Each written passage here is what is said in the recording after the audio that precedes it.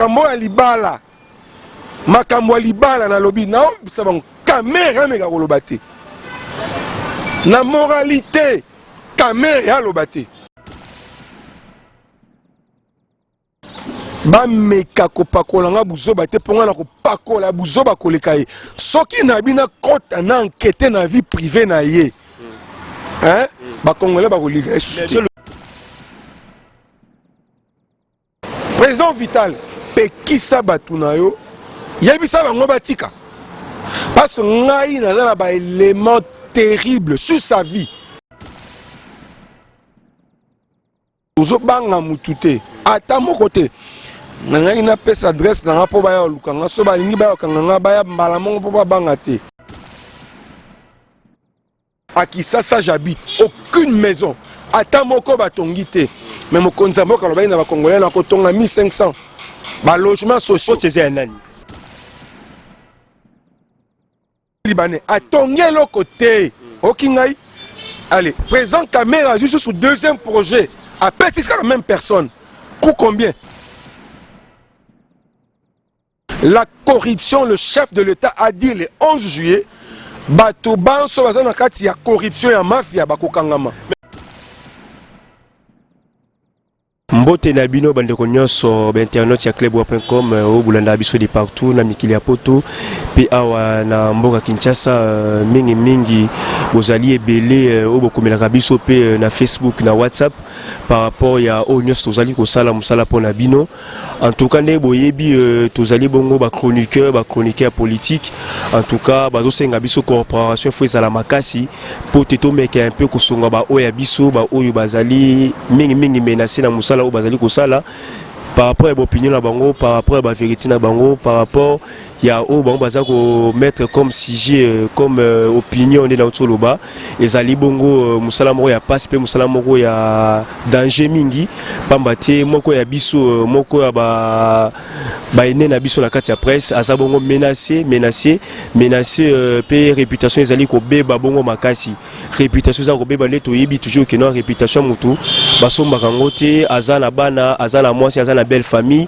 alors elo oni belle famille koloba elo oni ni bana bakoyoka elo oni ni pe mwasi pe akoyoka pe donc boyebi affaire moi les l'autre fois oyo les journalistes John Lungila auto ya maraya mingi awa na kati ya Kleboa azali bongo menacé par ba militants ya INC dernièrement auto bi solo la pendenge sukaka par rapport ba meya culpa o esalemaka de part et d'autre mais lelo lisusu likambo comme lisusu John Lungila likambo eza nini o ezali bongo réputation na ye ezali bongo kobeba na ba réseaux sociaux na Facebook na WhatsApp et puis na ba YouTube o bandeke belé pe bazali na lisanga wana ba ye ba bongo kobebi sa réputation de John Lungila par rapport au ya dossier ya monsieur Vital Kamerhe o na PCP Mbote azali bongo directeur ya cabinet ya chef de l'État dossier ya John Lungila na Vital Kamerhe et loko nini ezali kolekana concrètement bato belé bazoyeba te et loko nini eza kolekana entre John Lungila na monsieur Vital Kamerhe to moni ndenge elekani na ba réseaux sociaux que John Lungila azana primakoya John Lungila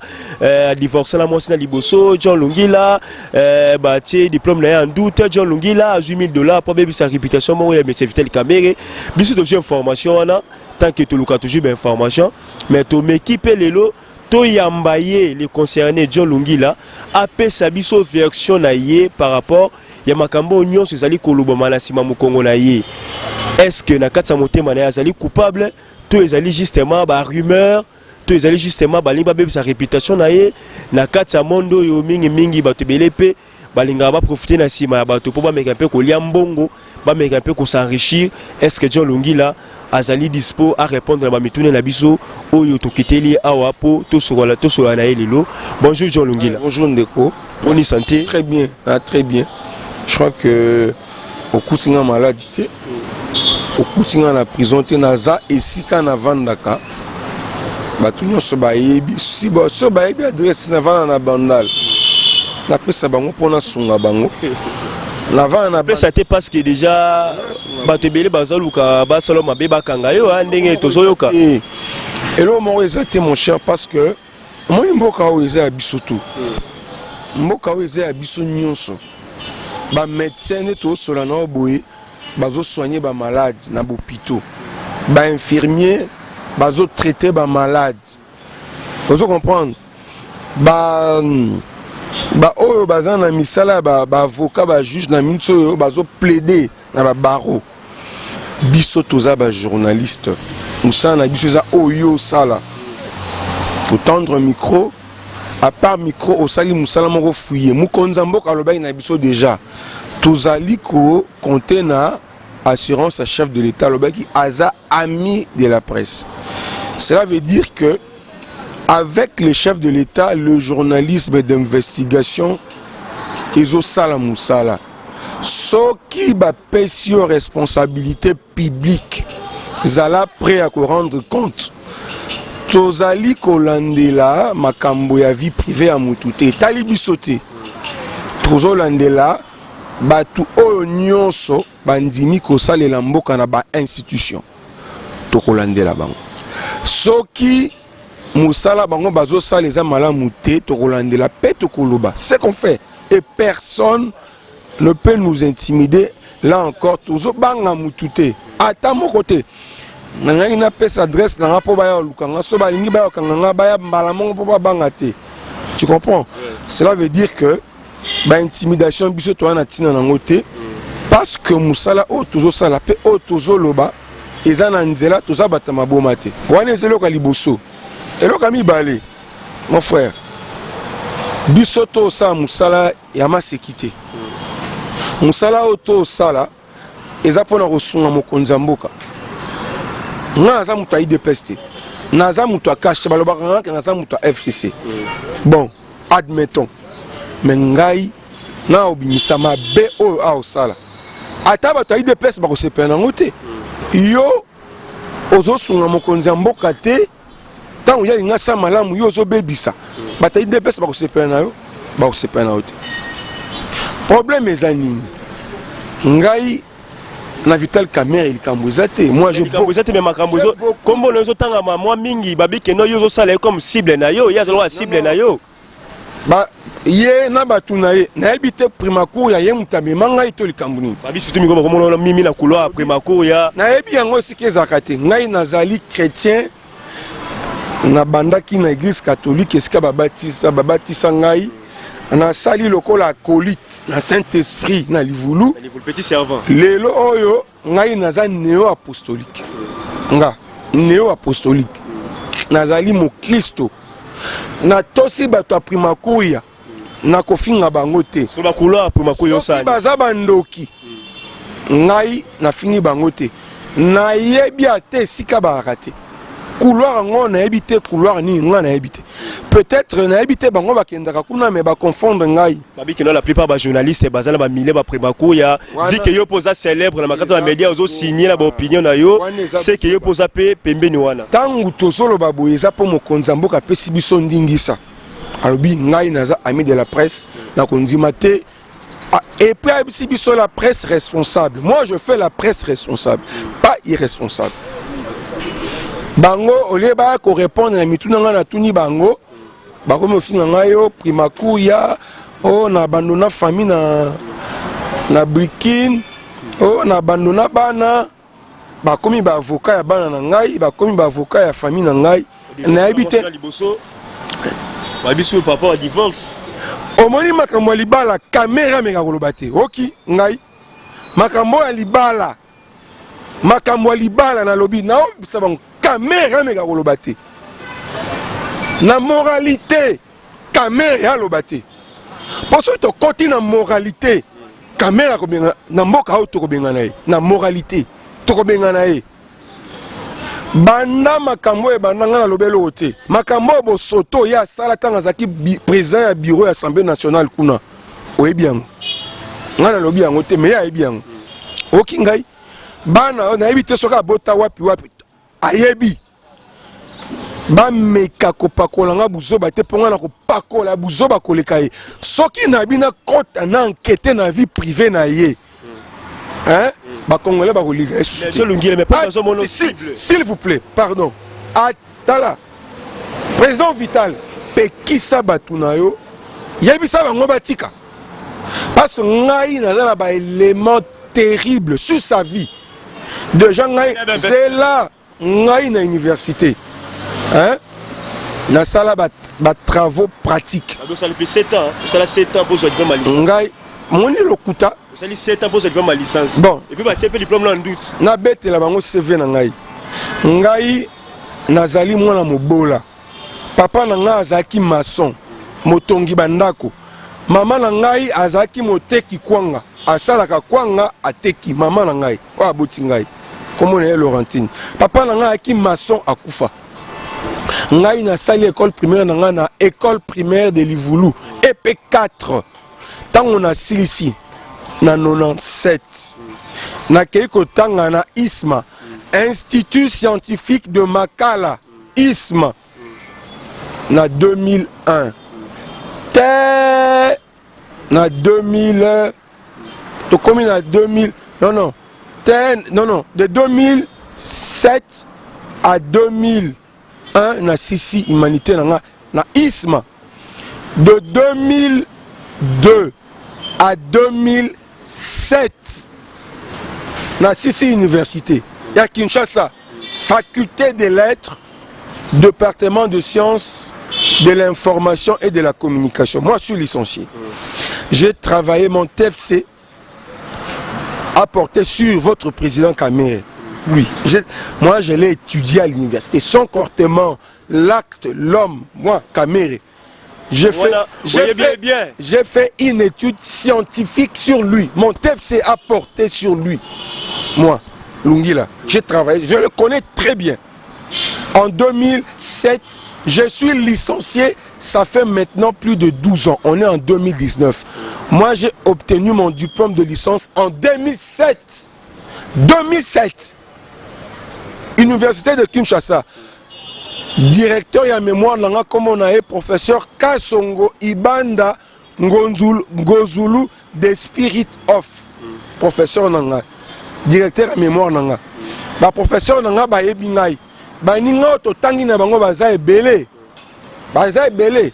Ba yebi tina so ba yebi. Ça va. Alors, hier ngai na botami na Kisasa. Na botami na Livulu. Na koli na Livulu, na tangi na Livulu. Nazali tata ya bana ebele. Bana mine. Moi si na ngai ayebani na bala ye na zoye na ndako ya motote. Na bala ye azaki pa tata na mama na ye. Na bali ye tia ndako na ngai. Bayebisa yo Kamere abotama wapi? Mama tata na ye nani? Atangi wapi? Aba na école maternelle, aba ndakuna nazo insister. Aba na pen école primaire. Université le roi yo. Na nikini le roi. Et université ba tubele to yebi ba yawa. Na lobi boy, aba na école maternelle atanga wapi? École primaire na ye atanga wapi? Atanga la Jean Lycée Boussa, t'es pas le bac. Oh Jean Lycée Boussa, viens témoigner, tu étais avec moi? Non. Atanga la école primaire na ye wapi? Maternelle na ye wapi? Humanité na ye wapi? Nga mwana Kisasa. Jean Lungila, siko tokota na lettre wana otomoni yo posa na lettre wana. Wapi $1000 ba pesa ki ona no po o banda ko lobela Kamere na TV babi ke na ozala $1000 ba pesa ki yo. Mon frère, pardon, filmez ici. Ne prends pas les matricules. Ça c'est mon véhicule. Ça c'est mon véhicule. Oui. Ça c'est mon véhicule. Là c'est un des deux. Ça veut dire que moi je vais aller prendre $1000 chez qui? Chez Pierre Kangoudia. Non. Moi j'ai beaucoup de respect pour Papa Kangoudia. Mon papa Pierre Kangoudia, Azamuto faut bisoto to samingi. Alors quoi Vital Kamere était? Yé. Alors quoi Vital Kamere était? Auta pa na ye. Auta pa na été. Auta pa na ça veut dire auta ndako na. INC ça Kamere était. Au départ Ezaki a été. Au départ Ezaki loko ba sangana ki. Ouais, ça révélation. Na lobby na yo. Na lobby na yo. Mon papa Kangoudia a muta maele a muta botosi. Soka Zaki muta maele botosi ta nga ça pe UNC na ye parce que il y a za cofondateur à UNC. Okingai. Mais le quoi ça mutu moka lingaka na ye ba problème te. Akena na boboto batika ye. Esa mbanga bango asuka. Okingai. Papa Kangoudia azali papa nga to saka mingi. Akoyi na ebité na zape muta parti na été. Azangi ba communicateur te ya maele bazé belé kuna F na ebi maître Kito Francis na ebi bazé belé o ba ebi koloba lo poto ba ebi pe ko se défendre soki azana posa ba tu ba finir na caméra rotinda ba na parti na ya rotinda ngaité ba bi yo $1000 pa na ye eza buzo kamu sabato belé $1000 po na $1000 John Lungila ko teka personnalité na ye eza buzoba ngai na tuni bango motuna moko kendo tuna bango motuna mokonzi mboka sali programme d'urgence volet habitat alobi il faut totonga 1500 maisons préfabriquées na Kisasa, na Bukavu, na Kananga, na Mbujimayi. Bango bazu marché ba pesi yango na Samibo Congo. Entreprise oyo ko appartenir na Jamel Sami, un sujet libanais. Jamel wana. Voilà. Et ça coût global est à 57 millions de dollars. Bazu 17 millions ba pesi à compte. Abana Mosala. Programme d'urgence ya Mokonzamboka et si la kala oui ti le londa kweza wapi lona kisa batongi banda fabriquer wapi so ke Bukavu nga ikuna na Bukavu il y a un mois j'ai vérifié partout aucune maison construite. J'étais à Mbujimayi, j'étais à Kamiji, j'étais à Kananga. Ce que je dis ici, je vérifiais tout, je vous dis que je vérifiais. J'ai sillonné, j'étais à Bukavu, j'étais à Kananga, j'étais à Mbujimayi, à Kisasa j'habite, aucune maison. Ata moko batongite mais Mokonzamboka loba ina ba Congolais na kotonga 1500 ba logements sociaux c'est nani eza Vital Kamerhe et sengeli ya biso mbongo wane ke wapi ba sai nango nini yem tazoki yango zela na répondre yo Mokonzamboka ke kota ba policier na camp Tchatch atali condition ba ola les amabe alobi je vais construire des logements pour le militaire et policier 3000 directeur à cabinet naye azui marché wana a pesi yango na Ousmane Sarel na Samibo Congo eza ya motomoko Jamel toujours voilà kaka moto wana ba pesa ki 17 millions programme d'urgence Cécilie ata toilette à tongite okingai ata tol to monité ata libaya to monité. Et l'autre mais je vous dis, je dis que j'ai tout ça. Nazolo ba pambate. Nakunanga ba ebi, nazala banda so ba e na mangembo ba poussa ntina coin en face à la police nakunanga. Batinelanga mandat d'arriver ba okanga ngai makamuna lo baso na kosi. Tu comprends? 17 millions de dollars. On a donné à monsieur Jamel Sami Bokongo. Jamel wana c'est un Libanais. Il est un Libanais. À tonguer le côté. Okingai. Allez, présent caméra juste sur deuxième projet. Après, c'est la même personne. Coût combien? 57 millions de dollars. Baebis bisona nouté. Mbongo va payer ça qui 17 millions, va c'est nango nini. To éviter. To éviter va c'est nango té. Ok. Après ba kamata sur 57 millions, va payer ça ka motomoko. Biso to ba zoba na bango. Mbongo wana na yo na ngai eza na kati. Présent mbongo ba congolais. Ok. Akoki kosaka nango te tozoloba awa ya bandaku na ye awa tonga na lingwala te ya bandaku na ye awa tonga omoni soke na Mariba Hotel hein tu vois Prince de Liège Mariba Hotel awa tonga ndaku moko wana ayaka wana na bras cassé na kilote Dirkab je te dis na moi to na butu na lobi na yo soki olingomo na ye keye na ba caméra na ovana na moi na Mariba Hotel hein Prince de Liège oui okomona ye aka kuna akitina jeep na ye penza hein omoni moto asali 10 ans na passe boy o comprendre azo opportunité bandi oyiba mboka Congo tokolinga yango te toko dénoncer yango soki bakoboma biso pona ngo bakoboma biso la corruption. Le chef de l'État a dit le 11 juillet bato banso bazana kati ya corruption ya mafia bakokangama mais ndeko tolungila temo kozana ba dossier pourquoi pas okene komona temo ko ba conseiller principal ya président de la République pour ola ki sayi ba dossier nyonso ezali flou ezali déjà mosala ngana osala koki ngana olobe koki mais ça ba risque pona yo zokola te koza menacer ba famille ezo risque ça ba risque te ça pour intérêt en mboka ya pour intérêt na ngai te ngai na tuni bo tuna Vital Kamerhe 17 millions de dollars. Oyo yé à ABC directeur et autorégulation en marché contrôle le marché public na lobi na yo kezali des marchés de gré à gré et les kambala moko pour nini omoni lelo tozana deux méthodes à utiliser ezali ba méthode par adjudication ou bien de gré à gré par adjudication ezanini tangu yo lingo tonga ozu conseiller Mokonzamboka atali makamwa ya kotonga Boutsali commission, hier à Zanakati, ministre de l'infrastructure à Zanakati, expert et un ministère à Zanakati, l'association Nabiso, OVD, office de route, Zanakati, Vandi, Sololi, mokonzi ya mboka babi totonga 1500 maisons totonga baso de mouton tokopesa marché au nani batali basali baluki basoumissionnaire moto na moto azali na capacité à kotonga ko répondre ba postuler bango ba étudier ba kanyosu te oyo alobi topesa 52 millions oyo alobi 40 millions oyo abi 100 millions oyo alobi dans 2 mois ko livrer biso oyo dans 3 mois bon to so oyo alobi dans 2 mois ata alobi 80 millions mais na 2 mois ko pesa biso toponi bon tant que toponi olobi nini chronogramme na ngai eza boy tokobana nanu pa ko déposer batol na Carrefour to clôturer na batol pendant 2 semaines to moni ba clôturer ba moutillage et bandi 3e semaine to ko creuser to tcha ba fondation ba creuser to moni ba vérifier effectivement alors moi elandi to ko poser maintenant et puis le mois ko landa ya 3e mois to livrer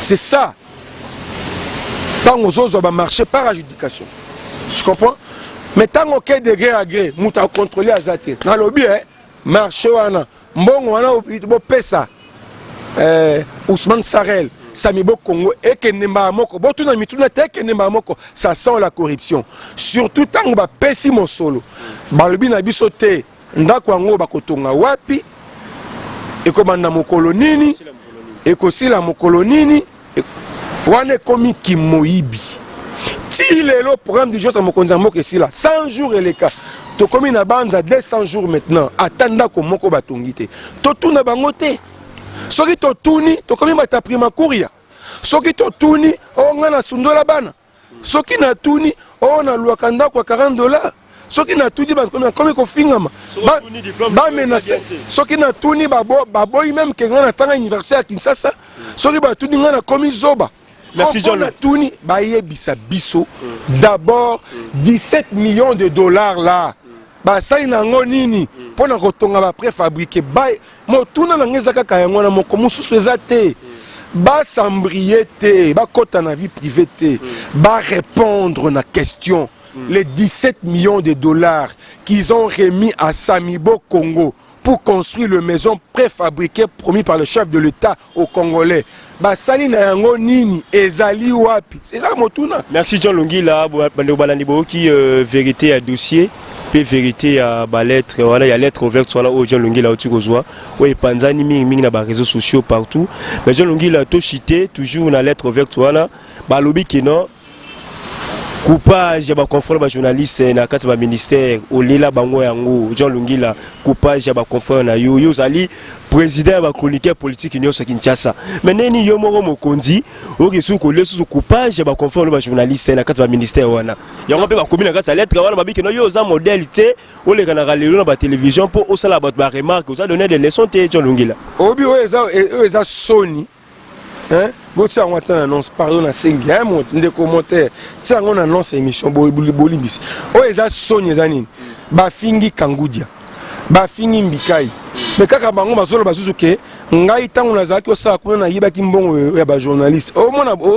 passe buzoba na bango ezali ngai na yiba mbongo nani journaliste moko aleka na TV aloba mbongo na yo ngana zwa eza wapi ngana ko ebisa ngai na sana ministère ESU moi je travaillais là-bas comme attaché de presse du ministre Mbikai au ministère de l'ESU j'ai travaillé là-bas c'est pour l'État c'est pour le pays.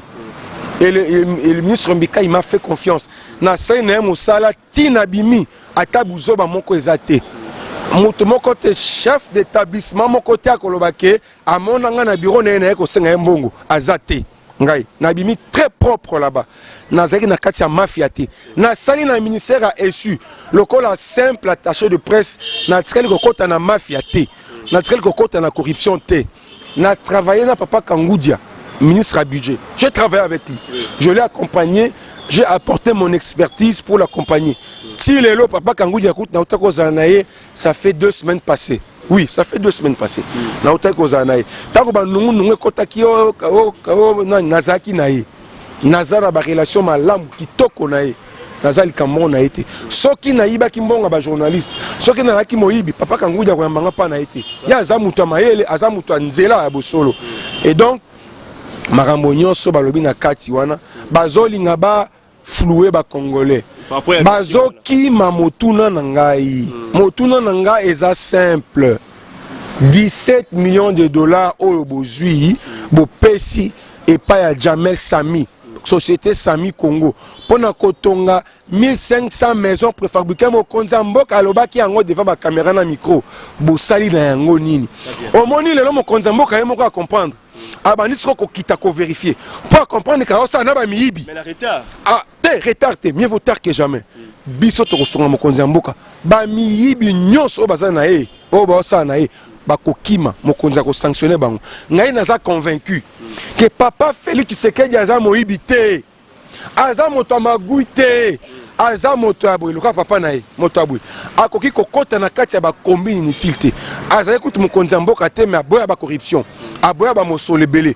lelo akoki mokonzi mboka aza na salaire malamu mboka ezo supporter ba voyage na ye ba moyibi eza bato ba kosala na ye to bandi komona bango moko mokonzi mboka na sepe lokwa ye moko kitaki moi tango akitie moko ye aza na ba collaborateur ata yo moko balobi ko ba ko livrer yango na décembre donc ti décembre to souffrir na embouteillage est-ce que ils ont eu le temps d'en parler avant ba créer ba bloc ba créer wana te mokonzi mboka kolongola yango mokonzi mboka esengi to soutenir ye aza makanisi malamu mais bato ya au travers na bango basa batu mabe ngai nazo senga mokonzi mboka lelo abanda lelo a changé directeur cabinet na ye au moni Vital Kamerhe azali baati lukwebo ya cash na ebisio baati lukwebo ya cash Vital Kamerhe mokoloka mokonzi mboka ako beta ye na sanction c'est fini moni makambo baati osala na FCC et pas Kabila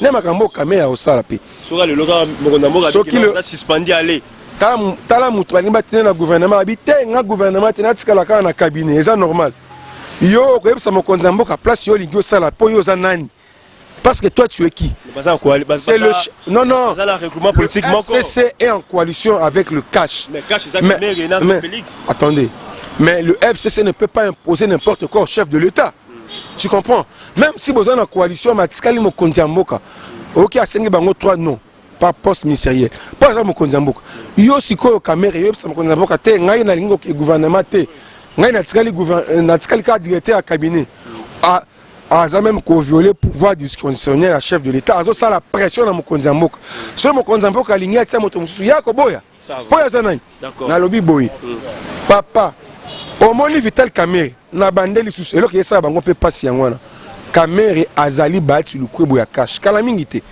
bokomona ye bomoni mokanda te o azobenga bato na ye ba préparer 2023 pour ye aroza candidat abandi chantage déjà azosala chantage pas mokonzi mboka ke na cash balobaki ye nde candidature obandi yango lelo kaka mande bandi sika mais pour l'élection 2023 non eza normal ata une année te mokonzi mboka aza directeur ya campagne na ye te akei na président de la république mpona kosalela mboka kosalela mokonzi mboka akei sa campagne na ye kuna te akei kopréparer campagne électorale na ye kuna te soki akozala candidat nde bayokanaki na cash etali biso te azela 2023 banda mosala ya campagne na ye wana sikoyo te na mbongo mpe na biso te akosala campagne na ye na mbongo na biso te mbongo na ye abimisa sa campagne na ye azwa mbongo oyo baofuta ye eza ya ye mais azwa mbongo na biso te 17 millions azwa yango te toki oyo akomi boye te eza likambo na biso te mais tolobi boye na mbongo ya biso bacongolais apréparé campagne na ye te soki arevaka koma mokonzi ya mboka na mboka oyo akoma on a ninga malamu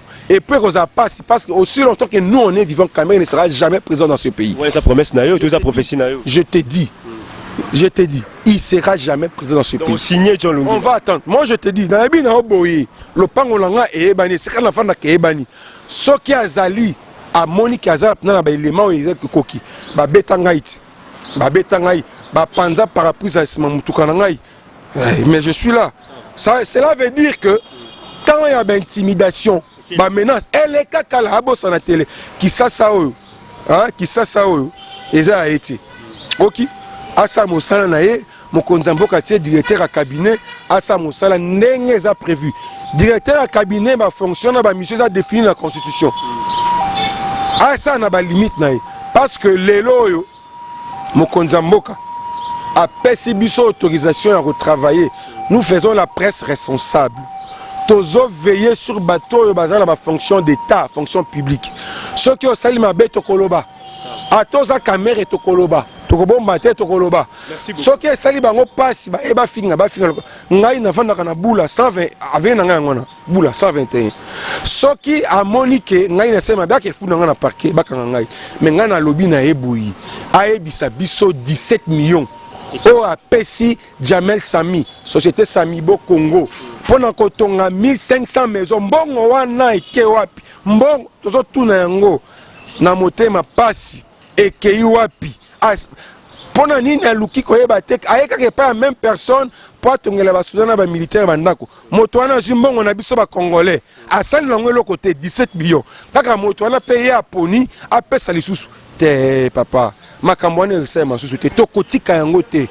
On va aller, j'ai d'ailleurs beaucoup, je peux encore rajouter ok makambo asali na DGM DGM mokonzi ya mboka na ofunda ye na ofunda ye pa mokonzi ya mboka na DGM il y a une liste une centaine ya bando pakistanais auto-refoula justice et traité bakana bango décision en justice et sali ke ba refoulé bando pakistanais kasi bato bake komona ye ye azwa komeli directeur à DG Mukanda a accordé bato wana visa bazonga na mboka bazonga ba osani o ba mesana ko sala justice est décidée et refoulé bato pour baza na situation irrégulière ye po ba cotiser ba pesi mon solo abi ai komeli DG à DGM DG matal mais makambo on a ko décider nini mokonzi mboka lobi état de droit soki ngana lobi ke na sala boye na kobima na faute te azu mwangonga atindi conseil na ekuna conseil na ye avandi ndenge za ko luka mokonzi baza yozela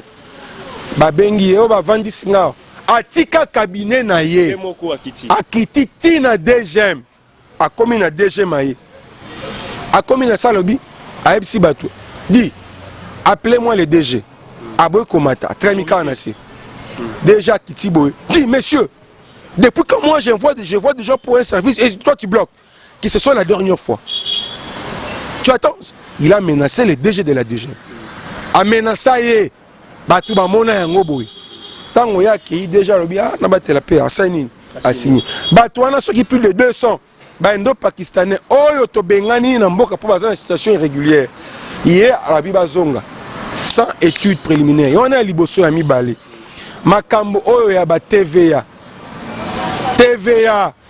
mosolo na biso ezalaka soki 180 millions faut ba récolter par mois au kingai plus de 180 millions de dollars au faut TVA et MM na biso na mboka ba poni entreprise moko ko ça la collecte parce que l'autre commune a air technologie nous sur ça les marins na ba machine TVA qui n'a pas de DG TVA ba lobby boy DG mte zorango non ba lobby boy bango ba bundisi société aussi ba poni pour ça mosala ba boye ça mosala bango balika bango bazala yo ndeko yaka yo il faut payer ça parce qu'il y a plus de 600 entreprises qui ont sélectionné pour la TVA yo paye ça kamboka $100,000 bon paye ça 50 000 soit 20 000 58 cas c'est ça alors est-ce que ba bien ngote mokonzi mboka afongola miso na makambo collecte TVA afongola miso mokonzi mboka afongola miso voilà et donc on doit comprendre que tous en a dossier belé oyo tango biso tozoloba na sentiment te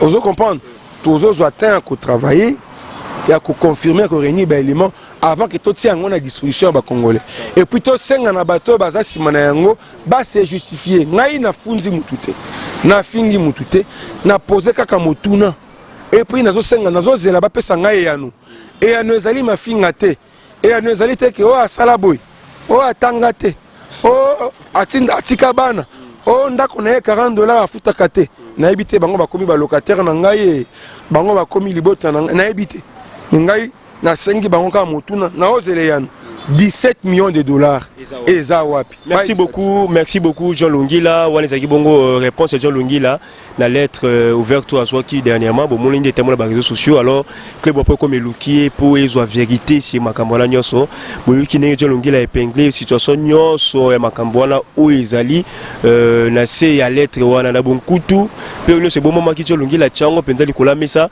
po tibino ba congolais mimi ya diaspora pe ya Kinshasa bo ça l'informer na dossier wana po tiso soki lobi likambo ekomi to lobi likambo bimi lisusu boye bakiza ke no John Lungila déjà bimisi vérité wana nyonso likolo ya mesa pe a interpeller toujours mokonza mboka aye ba bonko pour la banane ko travailler na bango tout autour na ye parce que magu ezoko leka wana na kati ya système wana o jusqu'à présent toujours mona clarté mokonza mboka saki bongo ba visite na ba so de mouton mais il est côté salami manza za pas mandika ba finika ki wana donc embouteillage ya pamba ou tozali komona John Lungila en tout cas azali menacé bino bobi toujours réputation mutu basomba ngote parce que azali mutu donc azali rola yopé on imate que non un jour réputation na ebeba et ça la vraiment passi parce que azala belle famille pe azala famille un peu propre bana pe ba hotala donc merci beaucoup bozaki belé John Lungila 2 minutes kaka ya pamba opesa le bana suka bana ngai ba porter plainte contre UNC na Vital Kamerhe pour na travail à SAP au ba osala sur ngai ba koseli bana nga makambo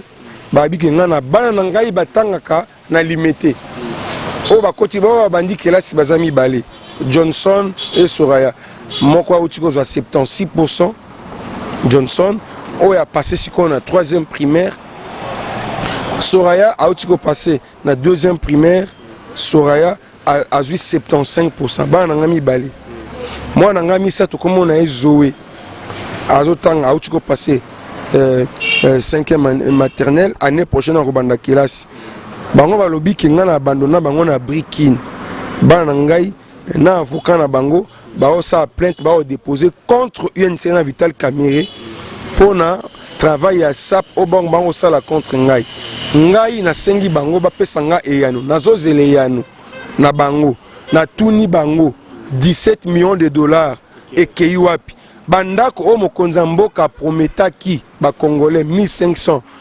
abimisi pe mosolo batonga basali na yango nini tomoni ata douche te ata libaya te ata sete tomoni te basali na yango nini bayebisa biso nde motuna o ba congolais bazozela bango bayanola bamema biso na distraction te batika ata nazali ndumba ata nazali liboma ata nazali moyibi kasi moyibi pe atuni bino motuna boyanola motuna na ngai komosa bango pasi mokusa bayanola ba congolais mbongo wana eza mbongo ba congolais tolingi toyeba 17 millions wana ekeyi wapi basali nango nini soki esali mosala moko te Jamel wana Sami azongisa et puis tokosenga mokonza mboka avec beaucoup de respect soki mbongo wana ebimi si j'ai libanais esengeli bakangai azongisa mosolo wana na libenge ya l'État mokonzi moko akei voyage babimisi frais de mission asali manso asisa lobi te na tikali na autant azongisi na kesa l'État et bon oyo ozwa 17 millions pesa mutu ake nango areni asali nango alingi apesi yo ata likota moko te pe okangi monoko mbongo ba congolais parce que yo ozwi ndingisa o signé pour na mbongo ebima ya ba congolais okoki kobimisa ngo ndenge olingi te tolingi bongo te IDPS sala keba mokonzi mboka sala keba parce que Kamerhe azali prochain baati lukwebo ya catch akosa chantage na ye akofinga ye oyazo moni makambo na oloba lelo bokopesa nga raison atana kufi eza testament nga na otikela cash na otikela IDPS na otikela président Félix beaucoup la John Lungila merci beaucoup la Francis wala la sima caméra merci na de la nation Tonton Banda merci aussi na Pichu Mangaya merci et puis salutations à Kevin Zouani salutations à maman Emeline Zemba na Londres et puis na papi Kouli Ngangeli na Londres bye à la prochaine.